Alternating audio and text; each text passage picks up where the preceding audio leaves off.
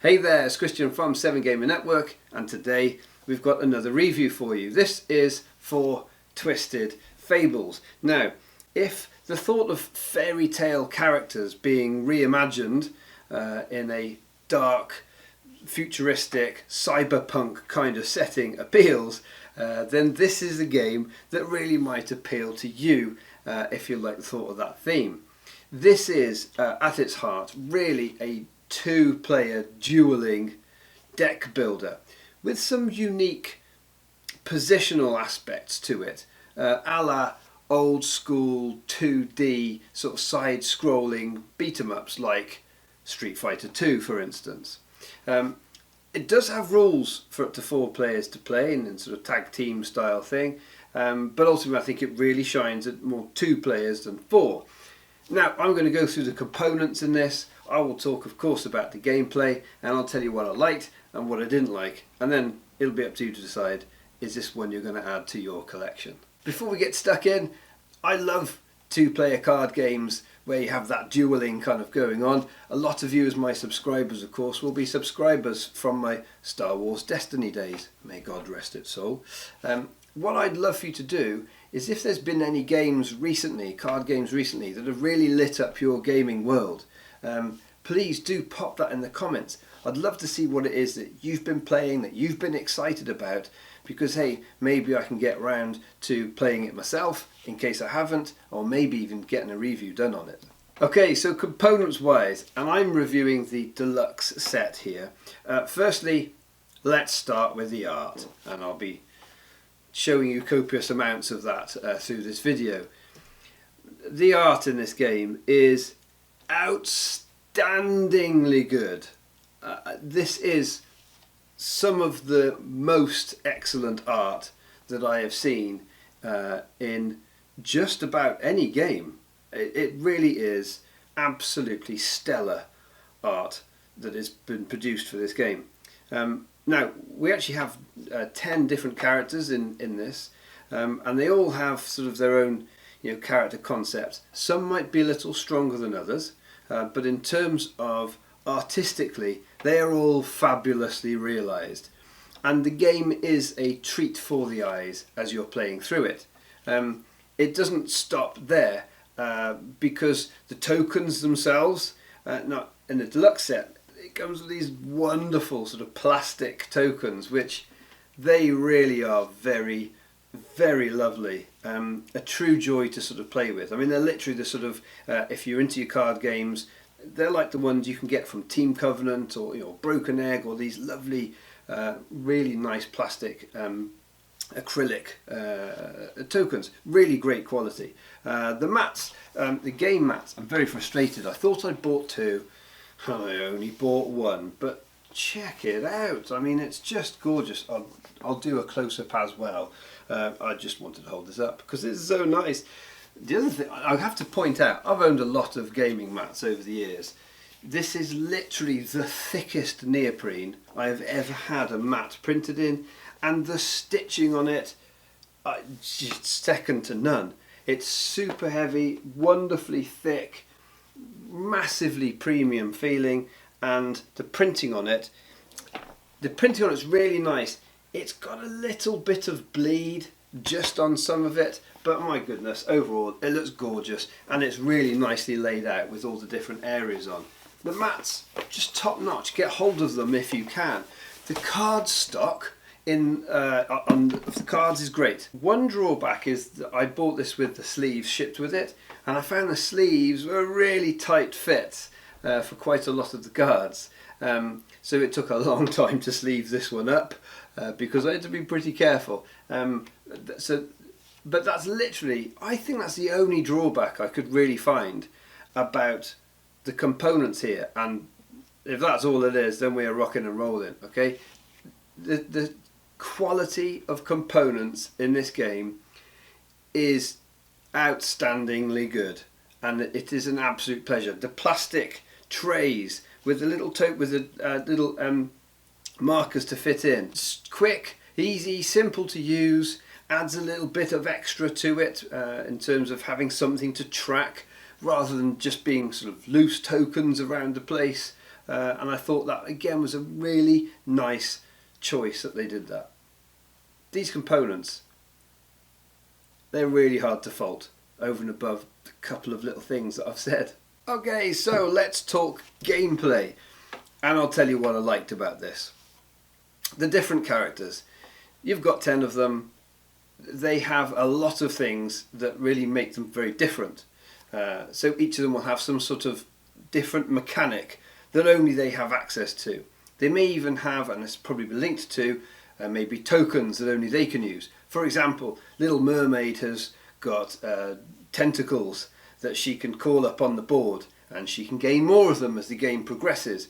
And they can be giving her bonuses if they're in her space, or she can be using them to target her spells from, so that affects the range that they can attack from and things like that. Snow White has got poison cards that she sort of adds to the opponent's deck, and as they're seeing them they're taking damage. Or you've got Red Riding Hood, who's all about really progressively through the game trying to get further away and use her more powerful long-ranged attacks to be shooting with her sort of cybernetic guns that she's got going on. Each of the characters not only look different, but they feel and play differently to a large extent. I'll come back to what I mean by that more, but ultimately the difference in characters I really liked, really appreciated, and you do have that feel of, I'm going to play this character quite differently to the next one. Now then, the other thing that's really cool is the upgrading, the routes for upgrading. Your character has 3 skill piles, and as you're unlocking those skills, they are focused around either movement or attack or defense. So whilst everyone's kind of generally developing those 3 themes across their characters, which is where there are some similarities across all characters, the routes for upgrading are interesting, because if the more you delve through one deck, the more extra cards that you're going to unlock, because you get bonus cards as you go deeper through the deck. And so there is a bit of draw from, do I try and fill out my deck broadly and have access to more powerful skills across a breadth, or should I zoom down one particular deck and unlock the powerful cards in that, but mean I'm a bit more specialised in my strategy of how I'm going to try and win that battle. And that was a quite interesting choice. And actually for different characters, it felt like I wanted to do different things. For some I wanted to focus more, and for others I wanted to go a broader approach. And actually it depended on who I was playing against. So all that variety made for more interesting decisions within how I was going to upgrade my deck. You have these very cool epic cards, and they're actually a really good little catch-up mechanic, because they're unlocked when you get down to a certain number of hit points. Now it's a bit brute and unnuanced how they come into play. Oh, I'm getting beaten up, okay, I get my epic. However, they really are powerful, they really do make a difference, and they really can swing. And you also, of course, have 3 to choose from with each of the characters. And so, whilst it's not only a really good catch-up mechanic, they're pretty big, and they can create this nice change in momentum and a nice swing, which helps it to feel like none of the games were absolutely run away, because the epics do a good job of making that catch-up happen. Overall, the game as a system it's pretty simple, and it's also quite streamlined. Your turns are quick, and that's clearly something that they've made a real effort to make sure happens. There is good, quick back and forth, and there's very little long, drawn out, crunchy, how does this work out, what happens here. They're all pretty streamlined effects that are taking place, and so the overall effect is quite a streamlined game experience all the way through, without lots of stopping, trying to check rules and work out crunchiness of effects being applied or anything like that. Another thing I really appreciated about this is it is a good game for having some narrative coming to life.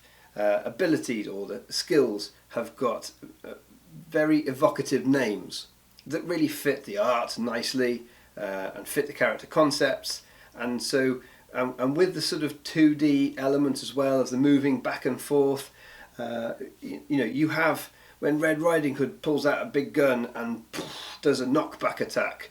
It shifts the other character back several spaces on the track, and it feels really visceral, and like these things are really connecting and taking place and happening, and so the sort of sense of narrative and fluff is really enjoyable and helps to bring this dual battle to life. One of the things that you can identify as well is there is a nice flow, and you tend to have this option as to whether to really press for attacks or build up power. Because you have to use up your basic cards to power your cool skills that you've been buying, that means that you're always living in this place of, do I want to just do my basic actions, my basic move, defense myself up, or do an attack to give me more power and buy more cards? Or is this a turn where, I've got some good skills that I can really press the attack on here, make the most of this turn, and that creates an interesting flow between the two of you, especially if, for example, your opponent has a turn where maybe they don't get very much defense up. On that next turn, you're really hoping that, okay, this is the one where I'm going to use up lots and lots of skill cards. I'm not going to build up much power, but I'm going to go in for the attack. And it's actually this dichotomy between when I play my turn, am I playing basic skills and getting very basic stuff done, but building up power to buy more cards? Or do I forego the ability to buy new cards, but make use of the ones I've pulled in this hand? Can I maximise the damage this turn, or do I need to bide my time? And that's actually a really interesting flow that's happening through the system as you're playing. And I also can't finish what I liked without mentioning again the sort of tactile experience that this is. All beautifully sleeved up, gorgeous components, moving things around on the 2D track and playing your cards out and doing combos and putting your tokens out in places and moving the tokens on there, and it really is a lovely tactile experience that is borne out in your gameplay. It's great. Okay, so it's time to talk about some of the things that I didn't like. The game is pretty streamlined, and that was one of the sort of benefits. It's an essentially simple game, but for some people, because there isn't very much effects to track and massively lots of ongoing effects, there is a few. You might play some cards that have ongoings. Generally, it's not one where you're trying to track lots of interesting conditions and lots of timers. There's kind of very little bookkeeping, as it were, and so therefore it is a simpler game. And it's not to say that there isn't depth, but it isn't one that's hugely involved. To make comparisons, Netrunner, this isn't. That for me is something I want more granularity, but for you might love the fact that it's more streamlined and simple. Now, one thing I didn't like about this game, and this is probably the biggest one that I didn't like about it, is that luck is a bigger factor in Twisted Fables than I would like, and probably a bigger factor than I've encountered in a fair few deck builders. And this is due to the fact that for you to play your cool, powerful skill cards, of which there are attack, defense and movement types, you've got to have the relevant basic card of attack, defense and movement in your hand to be able to play them out. In a sense, the basic card sort of activates or is used up in playing the relevant skill. And the difficulty that this creates is there are quite a few times when you will pull a skill or skills that you want to play, but you don't have the basic action card to be able to play it. Now this is where the skill comes in to some extent in how you are building your deck, i.e., rather obviously, if you're trying to purchase lots of your characters' skills that are based around attack, well, you're also going to want to try and get more basic attack cards in your deck. But even with that, there will still be a number of occasions, especially as the game goes later and you've got a deeper deck, when you're just going to pull a bunch, you're going to pull your 6 cards and you've got 3 really cool skills maybe in there, and you can't use any of them because you've also not got the right basic. That has caused me some frustration on quite a few turns, and it does lead to some turns, even in the late game, which is normally in these games where every turn, every go counts. It did lead to some turns just being a bit bleh, because even though you really have paid a lot of attention to how you're building your deck, it happened on more frequently than I would prefer that I ended up with not being able to activate certain of the skills that I'd drawn and drafted into my deck. So that is something that could sometimes be very annoying, and I'll leave it there. Another little thing that is certainly a bit more of a barrier to entry to this game is the iconography is sometimes, at first it's rather difficult to get your head around, and so it's probably less intuitive than I would have liked it to have been. The iconography, it does save space, but it was occasionally confusing, and the rule book itself is something that it does an okay job. It's got some nice little guides in there as well in terms of helping you to understand how to play your characters, but ultimately as a rule book I had lots of unanswered questions as I was reading it, so it feels like there will be a pretty hefty FAQ with this game when you've got 10 different characters and all these different abilities, and the actual length of the rules themselves within the rule book, run to just a very few pages to give what felt like the essentials of the system, without dealing with any of the sort of exceptions to the rules that might need to be considered. So in conclusion then, Twisted Fables is a really good game. It is lush, it's gorgeous, it's wonderful, it's fantastic to play with. The tactile experience is truly enjoyable. It's also, in terms of gameplay, it's slick and it's streamlined, and it plays really simply and straightforwardly, but with a nice lot of interesting depth to each character because of that variety. And overall, I think this box set with the 10 different characters is deep enough with enough content to make this a good value proposition, even though, especially getting the deluxe set, this is certainly not a cheap card game. All in all, this one was a hit for me. And one thing I would say as well is that because this hasn't raised a huge amount at Kickstarter, it was about $100,000 or so, this is the kind of thing that could become really quite collectible, really nice card art, good game, not much of it around. And so if you do get the chance to get your hands on it, that might be something else that just triggers your interest in getting your hands on a copy. And so there we have it, a review for Twisted Fables. If you found the video helpful in choosing whether to add this to your collection, please do click like and maybe even subscribe as well if you want more content like this. Until next time, keep enjoying your gaming. Even though your deck construction could be good. Did I say duck constriction?